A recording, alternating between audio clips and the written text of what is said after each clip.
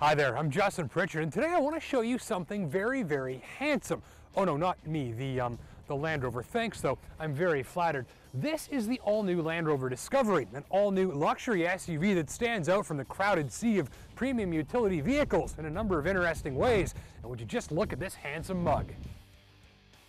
In a market largely flooded by German machinery, the very British Discovery does its own thing visually. There's no mistaking this face. It's big, blocky, and rugged. In back, the daringly asymmetrical look adds further uniqueness. And beyond all that, just look at how classy this thing is. Not surprising given that it comes from the same country that invented tea and crumpets and James Bond. It looks like a big deal to be sure, but I bet you'd still overshoot the price by 10 grand or more if you had to guess it. So looks aside, here is the second interesting way that this new Discovery stands out from the crowd. You're looking at the new Land Rover TD6 engine, a turbocharged 3-liter diesel V6 with 258 horsepower and over 440 pounds of torque. Now that torque output bests most gasoline V8 engines, and since it's a diesel, that torque all kind of peaks and kicks into action from hilariously low revs. It's also excellent on fuel given the Discovery's size and capability and power output. Best of all is this engine's refinement. This particular diesel engine really raises the bar, and even if you think you'd rather the supercharged gas V6 they'll sell you in other Discovery models, you should give this diesel a try. It's got loads of power, excellent throttle response, and very impressively, you hardly ever know it's there because it's remarkably quiet. There's a charming disconnect between the power output and the noise generated to create it, and this is one of the smoothest and quietest engines I've ever encountered, diesel or otherwise. Plus, she moves. All that torque makes for highly responsive driving in traffic and helps dispense with 18-wheelers on the highway in quick order. Another unique attribute is the off-road capability. Look at this control console, which lets drivers lift or lower the suspension, engage various terrain-optimized drive modes for rocks or ruts or sand and the like, or to engage low range from the 2-speed transfer case to open up a new world of possibilities when traction runs low and the going gets nasty. My favorite feature was the All-Terrain Progress Control, or ATPC system. This is like off-road cruise control. In the same way you'd set your speed to 105 for a leisurely highway cruise, you can set this system to, say, 2 clicks an hour. Leave your feet off of the pedals, steer with one finger, and relax and socialize while the Discovery carefully inches its way along and maintains your set speed virtually, no matter the incline or what's passing beneath. This gives drivers plenty of support in an off-road setting, which makes for a more relaxed experience and a lighter mental workload, as the machine does all the thinking and you just steer. If you need to maneuver around something, you don't even need to lean out the window like a sucker, since there's 360 degrees of high-resolution camera coverage right from the main screen. Technology. So, this one's built to tackle off-road conditions, like for Sirius, and she rarely feels out of her element doing it either. It's a comfy cruiser too, on-road and off. The air suspension can lift the body at a button press for more clearance or lower it down for easier access.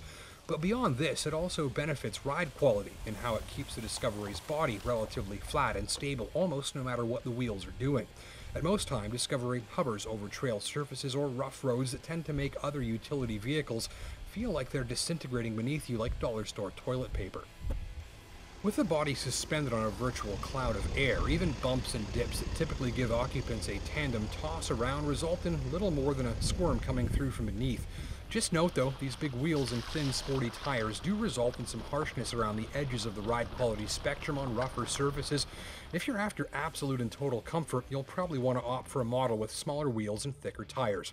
On board, it's typical Land Rover, fantastic leather, wood trim, and plenty of gloss black accents give it an upscale feel and richness without looking too loud. The central display interface is big, slick, and vivid, and below it, this very clever climate control interface slips down and creates a secret compartment where you can hide your Coke. Storage is abundant elsewhere, and the high, upright, and commanding driving position is easy to appreciate. Ditto this mega slick seating system. You get 3 rows of seats, or not, just tap a button and they appear or disappear, fully motorized and fully automatic. This is really clever and convenient. You can fold each seat individually if you like, and if you're loading something heavy in, just a press on a button back here in the cargo area lowers the suspension down for easier access. Middle row seats are adult-friendly when upright. Rear row seats can physically fit an adult but make most sense for the smallest occupants you've got. Other notes, headlights are easily among the best I've ever used thanks to thickly saturating white light that reaches far and wide, and the brakes have a good feel at the pedal. Jam on them hard for a fast stop and the body stays much flatter and more stable than you think, again thanks to that air suspension. Mileage is also notable. On my watch, the tester put away less than 11 liters per 100 clicks, remarkable given the size, capability, and all of that creamy, smooth torque. Gripes mostly center around nitpicky stuff in the cabin. For instance, this big gap in the trim which lets me see the unsightly innards of the seat, or this instrument cluster that is a carryover from years ago and looks fairly dated.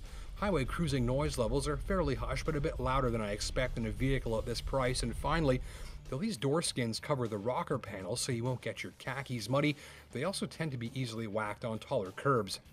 Have you guessed the price yet? It looks like $1 million, but Discovery starts in the low 60s, with diesel power available from about 66. Big bucks, yes, but a relative deal, given that it gets you, arguably, the luxury SUV segment's most handsome face, best diesel engine, high levels of off-road capability, and among the best headlights, seating system, and ride quality going. Thanks for watching.